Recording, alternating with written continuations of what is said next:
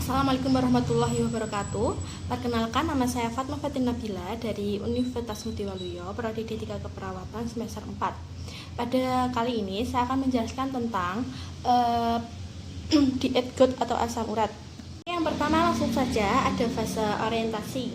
Oke, pada fase orientasi kita bisa menyebutkan salam terhadap klien, kemudian memperkenalkan diri kita, kemudian memberikan tujuan kita, kemudian memberikan persetujuan kepada klien. Klien itu setuju atau tidak untuk kita memberikan sedikit materi tentang diet GOT ini. Apabila klien setuju, langsung saja kita ke fase kerja. Yang pertama, jangan lupa kita harus menanyakan kepada klien, klien itu sudah tahu belum apa itu diet GOT. Apabila belum, kita harus menjelaskan tujuan untuk diet GOT ini. Tujuan utama dari program diet ini untuk asam urat adalah mengurangi pembengkakan atau peradangan serta mencegah munculnya serangan asam urat di kemudian hari. Pengaturan menu diet ini bergantung pada berbagai faktor. Yang pertama ada faktor seperti umur, kemudian riwayat kesehatan, kemudian tingkat keparahan kondisi. Selanjutnya kita harus menjelaskan makanan yang harus dihindari pada diet ini. Yang pertama, makanan yang mengandung purin. Apa sih itu purin? Purin itu merupakan bahan kimia yang di dalam proses metabolisme akan dipecah menjadi asam urat. Makanan yang tidak diperbolehkan ada seafood, daging merah, makanan manis, dan alkohol. Makanan yang harus dihindari juga ada jeroan ya hewani, kemudian otak, roti manis, jantung, ginjal, hati, daging sapi, daging babi, daging domba muda, ikan haring, ikan teri, ikan kembung, kerang hijau, tuna, ragi, soda.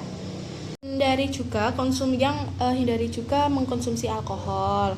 Kemudian hindari makanan yang mengandung gula atau fruktosa. Nah, pada gula atau fruktosa ini walaupun tidak mengandung purin, kan gula itu bisa menyebabkan obesitas. Nah, obesitas itu juga bisa menyebabkan memicu gejala asam urat kambuh. Kemudian minuman ringan yang banyak mengandung fruktosa diyakini dapat meningkatkan kadar asam urat di dalam tubuh kita.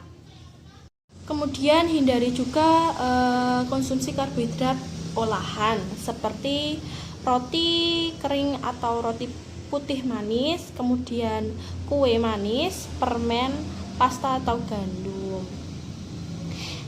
Dan makanan-makanan yang harus dibatasi, walaupun makanan ini tidak mengandung purin, tetapi harus dibatasi oleh penderita asam urat. Contohnya seperti daging domba dewasa, kemudian ikan salmon, kemudian ayam kalkun, ayam hutan, ikan trut atau angsa.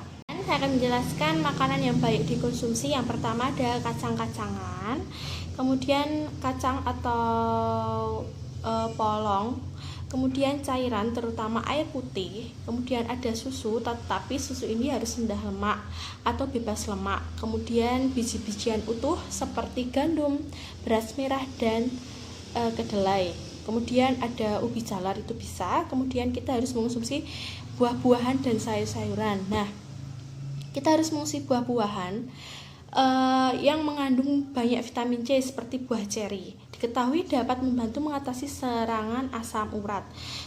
Sayuran juga yang mengandung serat tinggi tapi rendah kalori juga. Untuk sayurannya ada bayam atau sayuran yang berwarna hijau gelap, kemudian kacang polong, kemudian ada asparagus, kemudian kembang kol dan jamur. Ada fase terminasi. Pada fase terminasi ini kita harus menanyakan kepada klien, kita harus mengevaluasi klien apakah ada yang ditanyakan atau tidak. Kemudian kalau tidak, ya kita menanyakan kembali kepada klien materi yang tadi sudah kita jelaskan. Apa itu tujuannya kita untuk diet GOT ini, atau makanan yang harus dihindari pada diet ini. Kemudian selanjutnya kita bisa berpamitan kepada klien. Oke, terima kasih. Saya sudah selesai menjelaskan tentang diet ini. Apabila ada perkataan yang salah, saya mohon maaf. Terima kasih. Wassalamualaikum warahmatullahi wabarakatuh.